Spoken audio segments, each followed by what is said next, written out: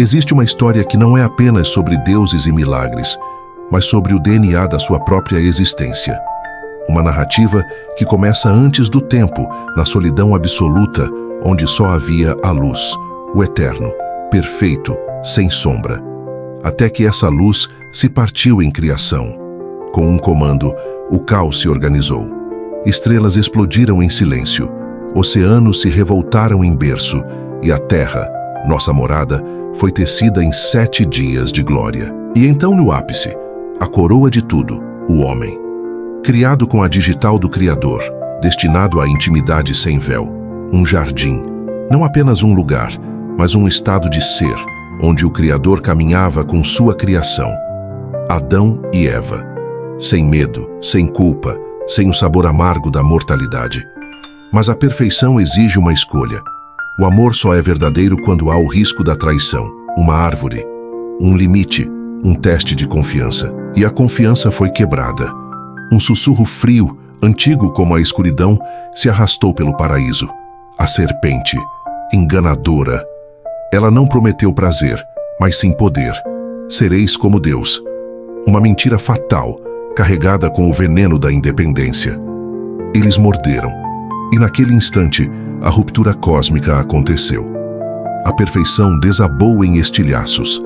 A morte, o medo, a dor, sombras que antes não existiam, caíram sobre a humanidade como uma tempestade de areia. Foram expulsos, lançados para fora do jardim, para um mundo de espinhos e suor. Mas o julgamento não foi a palavra final. Enquanto a tristeza engolia a terra, o Criador fez uma promessa profética, um código secreto de redenção. Da linhagem da mulher, nasceria aquele que esmagaria a cabeça da serpente. A guerra invisível havia começado. Os séculos avançaram, e o veneno se espalhou. De Caim matando Abel, a violência incessante. O coração humano se tornou uma fortaleza de rebeldia. A escuridão era tanta que o Criador, em uma dor insuportável, decidiu recomeçar. Veio o dilúvio. Águas de juízo varreram a terra. Mas no meio do apocalipse aquático, uma única arca flutuava, carregando em sua madeira bruta a semente da esperança, a prova de que Deus sempre oferece uma porta de escape. A história recomeçou com Noé, mas o orgulho humano ressurge. Em vez de buscar o céu, eles tentam alcançá-lo com suas próprias mãos. A Torre de Babel, um monumento à soberba. As línguas se confundem, o homem é disperso. Mas no meio da confusão, a promessa, como uma brasa escondida, aguardava ser soprada. O plano de Deus estava vivo, e seu próximo passo não seria com um rei ou um general, mas com um simples homem do deserto. Abraão. A promessa se fixou em Abraão, um homem de fé em meio a um mundo de ídolos. Deus o chamou e ele obedeceu. Deixou tudo para seguir uma voz no vento. A aliança foi feita. Da sua semente viria a nação que abençoaria todas as famílias da terra. Mas a promessa demorou. Anos de espera, a fé testada e um erro humano. O nascimento de Ismael, a semente da contenda que ecoaria por milênios. Mas o filho da promessa, Isaque, finalmente veio. E dele Jacó, o lutador que teve seu nome trocado para Israel. Deste nasceram as 12 tribos, o futuro povo de Deus. E para proteger essa promessa, o destino orquestrou uma tragédia disfarçada.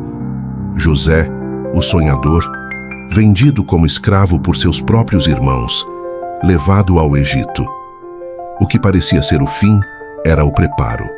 José salva sua família, e a semente de Israel se planta em solo estrangeiro. 400 anos de silêncio opressor. A família de 70 almas virou um povo, uma multidão de escravos sob o chicote de Faraó. O clamor de Israel subiu aos céus como fumaça de incenso. E Deus respondeu com o impossível. Moisés, um príncipe hebreu criado no palácio do inimigo, chamado no fogo de uma sarça ardente. A missão: deixa o meu povo ir. Faraó, a imagem do orgulho humano, endureceu o coração. E a terra do Nilo provou o juízo de Deus. Pragas, 10 golpes de martelo na arrogância, até a 10ª. O anjo da morte passaria sobre o Egito. Mas houve um caminho de escape. O sangue de um cordeiro inocente aspergido sobre os umbrais. a Páscoa. Quando a morte atingiu todos os primogênitos, o povo marcado pelo sangue estava livre. Perseguidos pelo exército de Faraó, eles se viram encurralados entre a tirania e o Mar Vermelho. Foi ali, no beco sem saída, que o impossível se curvou. O mar se abriu, uma muralha de água e pavor, e o povo atravessou a seco. O exército inimigo foi engolido pelo retorno das águas. A liberdade estava comprada. No deserto, a jornada não era fácil. O coração de Israel era duro como a rocha. Murmuravam, duvidavam, se rebelavam. Mas ali, no Monte Sinai, Deus os encontrou. Não mais como escravos, mas como noivos. Ele entregou a lei, 10 mandamentos. Eles eram o espelho que revelava a mancha incurável no coração humano. A lei mostrava o que é santo, mas não dava o poder de cumpri-la. E por isso veio o tabernáculo, uma tenda sagrada, o centro da presença de Deus. Ali, através de sacrifícios diários, o sangue de animais cobria o pecado. Uma sombra, um prenúncio. O Criador estava ensinando à humanidade que a única ponte entre o homem pecador e o Deus Santo é o derramamento de um sangue puro.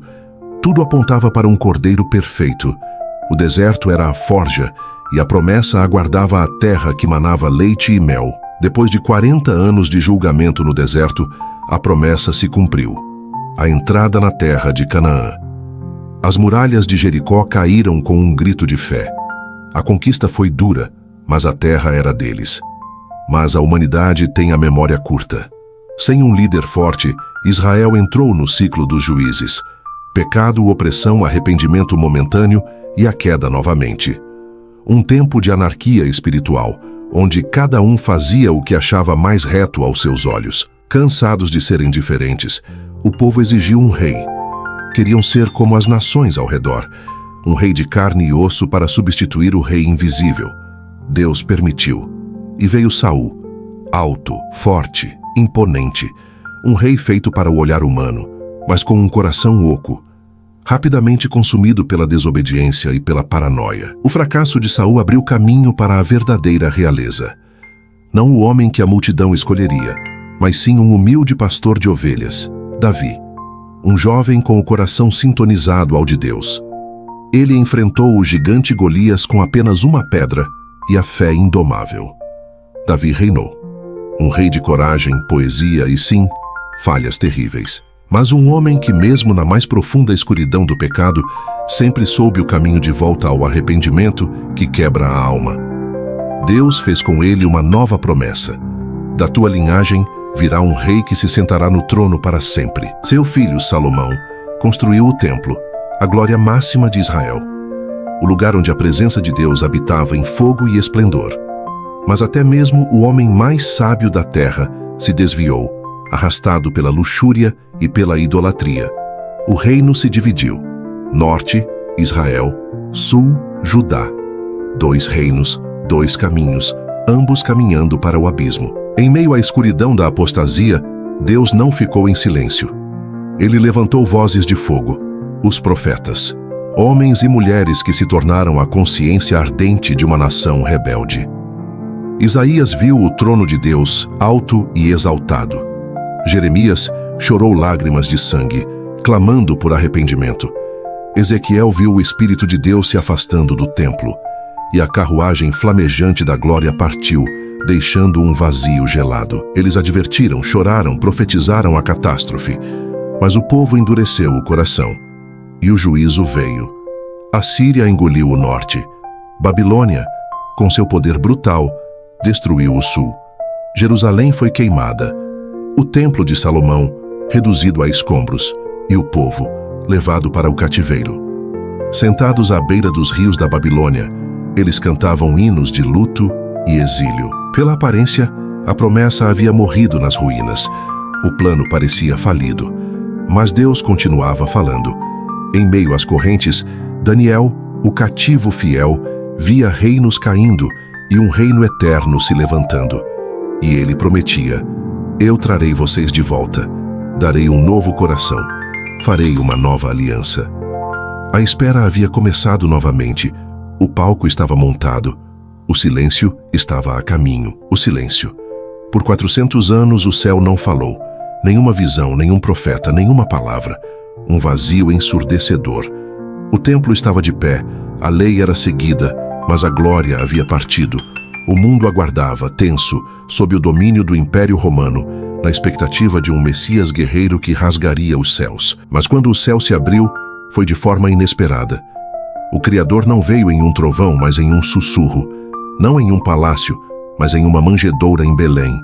O Verbo se fez carne. O Deus eterno se enrolou em panos e chorou como um bebê. Jesus.